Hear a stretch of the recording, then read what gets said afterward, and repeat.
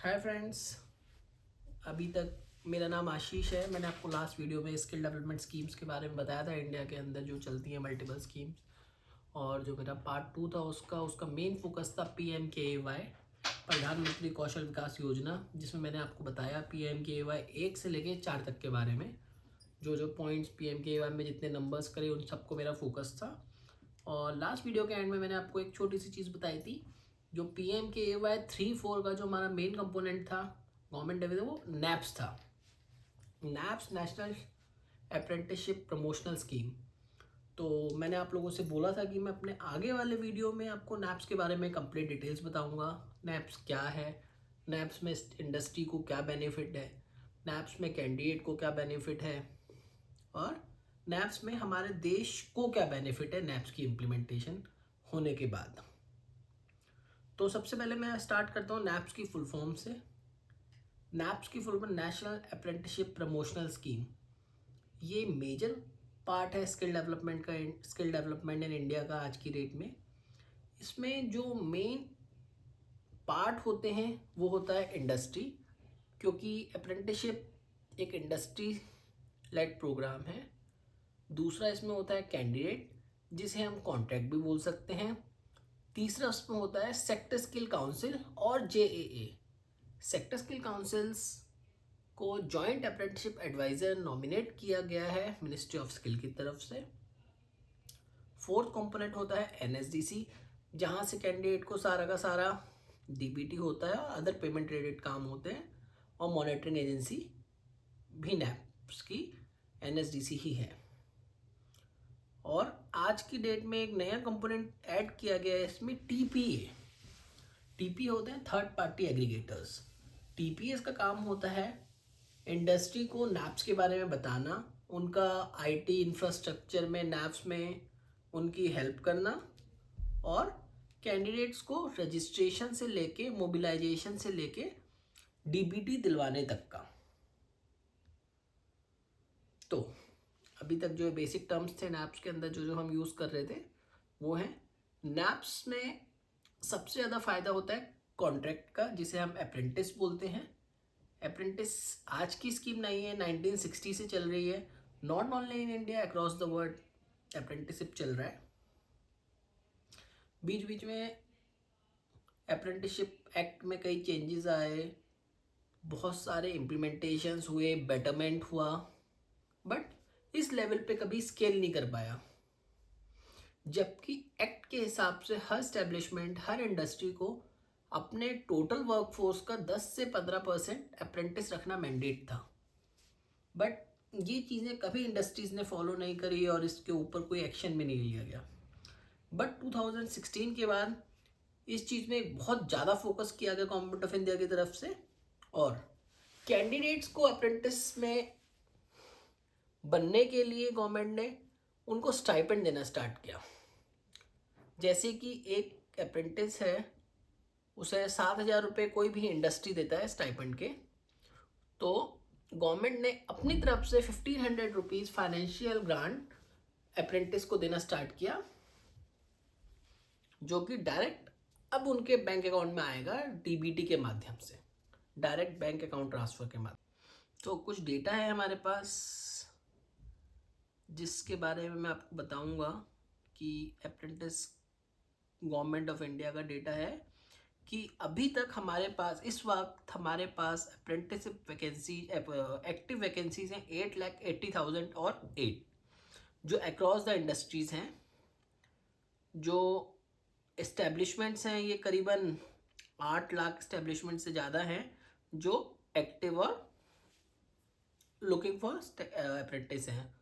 और आज तक जो अप्रेंटिस हैं 37,04,257 अप्रेंटिस का EKYC कंप्लीटेड है, जो कि टोटल नंबर का 96.31% है। अगर हम बात करें इसी में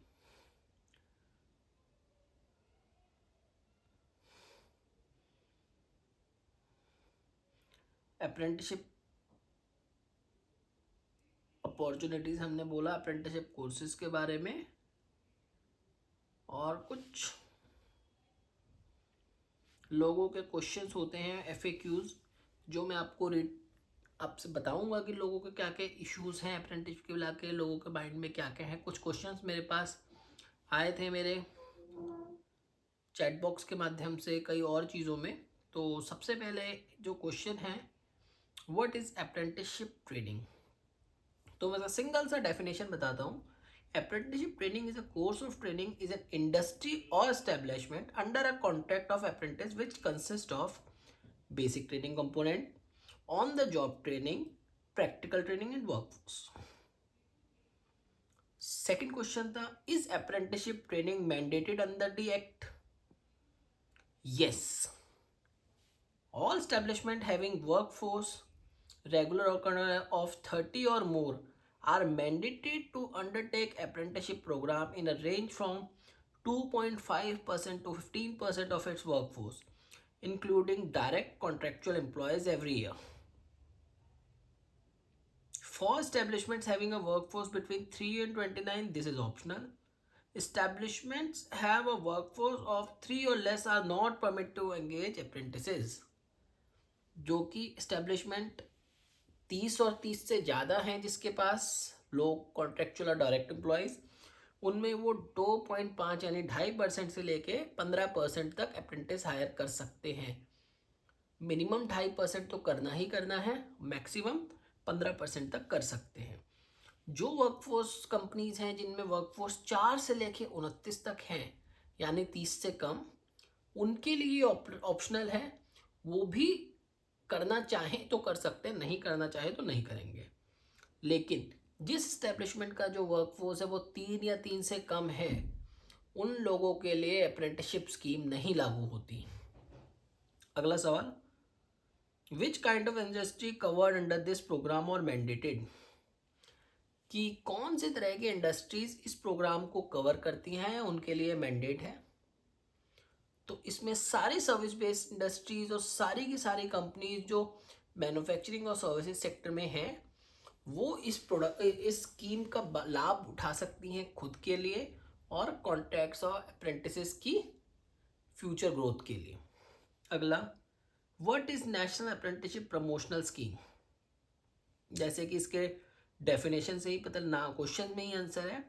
नेशनल अप्रेंटिसशिप प्रमोशनल स्कीम एक ऐसी स्कीम है गवर्नमेंट ऑफ इंडिया की to provide financial support to establishments undertaking the apprenticeship training. NAPS was launched on 19 August 2016 तक। जो नैप्स है वो 2016 में लॉन्च हुआ, 19 अगस्त को, जब हमारा PMKY लॉन्च हुआ था उसके साथ ही। अगला था, what are the components of NAPS. The scheme has the following 2 components. Reimbursement of 25% of prescribed stipend subject to a maximum of 1,500 per candidate per month. दूसरा है reimbursement of cost of basic training 75% maximum 500 hours, 15 रुपये घंटे, 1500 hours के 15 rupees per hour के हिसाब से। जो अब अगला सवाल है, जो what are the objectives of NAPS. To promote apprenticeship training in the country, yes. To provide financial support to establishment to undertake apprenticeship program in the following ways. To support establishments, especially MSMEs, to engage under the Apprentices Act. Who implements the NAPS apprenticeship program under NAPS and NETS. In India, apprenticeship program is regulated by Ministry of Skill Development and Entrepreneurship.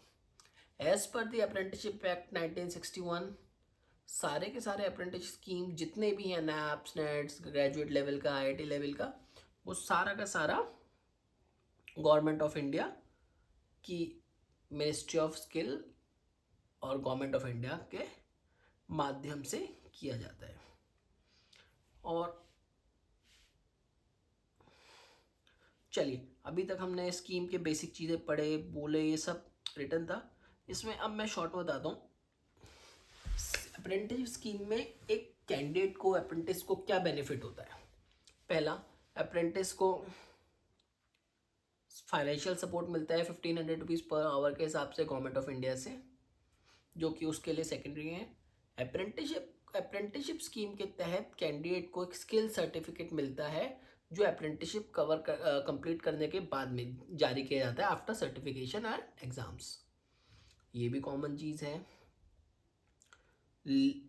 सबसे beneficial चीज़ एक apprentice के लिए होती है, उसे on the job training दिया जाता है। अप्रेंटिसशिप एक ऐसी स्कीम है जिसमें कैंडिडेट को ग्राउंड पे फ्लोर पे बैठ के ट्रेनिंग सीखने को मिलता है। फॉर एग्जांपल कोई बंदा मैन्युफैक्चरिंग सेक्टर में है तो हम किताबी नॉलेज में मैन्युफैक्चरिंग इंडस्ट्री के बारे में पढ़ सकते हैं, सब कुछ समझ सकते हैं, बट जब मैन्युफैक्चरिंग की बात की जाए, कैंडिडेट को अंदर जाके सीखना है तो उसे भैया मशीन चलानी ही पड़ेगी। एक ये बेनिफिट है कैंडिडेट को कि नैप्स में बेनिफिट उसे मतलब क्या क्या चीज़ें वो कर सकता है। अगली बात करें कैंडिडेट के बाद, गवर्नमेंट ऑफ इंडिया को क्या फ़ायदा है। गवर्नमेंट ऑफ इंडिया को रेडी मैन पावर मिलेगी जो कि इंडस्ट्री ग्राउंड पे ट्रेंड होगी, एम्प्लॉयमेंट बढ़ेगा और स्किल्ड मैन पावर बनेगी। जैसे कि हम सभी को पता है कि हमारे प्रधानमंत्री श्री माननीय नरेंद्र दामोदर दास मोदी जी का मेन एम है हमारे को skill capital banana across the world. तो उसके साथ जो हम चल रहे हैं तो उसके लिए ये भी एक बहुत ज़रूरी चीज़ है हम लोगों के लिए। तीसरा, इंडस्ट्री को क्या बेनिफिट मिलेगा। इंडस्ट्री को बेनिफिट ये मिलेगा कि वो अपने हिसाब से कम बजट में एक हाईली ट्रेंड मैन पावर अपने लिए ट्रेन कर सकता है। फॉर एग्जांपल एक मैन्युफैक्चरिंग कंपनी है, साबुन बनाने वाली कंपनी है, उसे भैया साबुन बनाने के लिए लोग चाहिए। जो साबुन बनाने के लिए लोग चाहिए वो उन लोगों को ट्रेन करेगा, ग्राउंड में मशीनों में ट्रेन करेगा, क्वालिटी में ट्रेन करेगा। उसे रेडीमेड मैन पावर अगर वो हायर करता है जो काम वो अप्रेंटिस 7,000 10,000 12,000 में करेगा, वहाँ पे वो भैया 50,000 रुपये में स्किल वर्कफोर्स लाएगा। यहाँ पे वो कैंडिडेट को ट्रेन करेगा, उसे 1 साल तक रखेगा, लीगल फॉर्मेलिटीज से दूर रहेगा, गवर्नमेंट ऑफ इंडिया के एक्ट के हिसाब से बेनिफिट बनाएगा अपने लिए। तो यही सारी चीज़ें। और एक आध क्वेश्चन और मैं देख रहा था जो आए हुए थे मेरे पास। Can an apprentice to deployed on over time.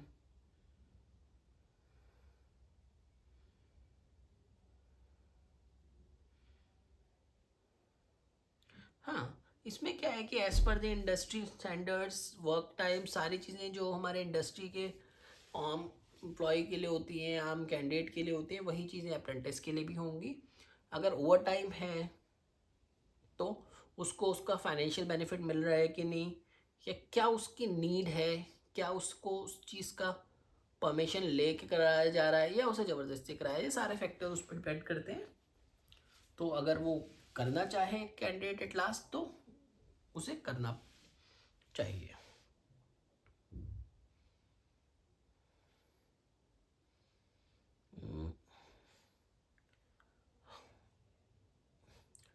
अब बात करते हैं सेक्टर स्किल काउंसिल्स की। सेक्टर स्किल काउंसिल्स क्या होते हैं।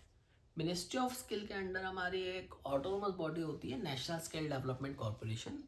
उसके अंडर करीबन 36 सेक्टर स्किल काउंसिल्स हैं जो अलग अलग सेक्टर के बीच में ट्रेनिंग दे रहे हैं। ज़रूरी नहीं, जैसे कि अगर हम बात करें इलेक्ट्रॉनिक्स के लिए, जो इलेक्ट्रॉनिक्स मैकेनिक जो इलेक्ट्रिक का काम कर रहे हैं, टीवी मोबाइल फ़ोन रिपेयरिंग के लिए, इनके लिए एक अलग सेक्टर स्किल काउंसिल है जिसे हम इलेक्ट्रॉनिक सेक्टर स्किल काउंसिल बोलते हैं।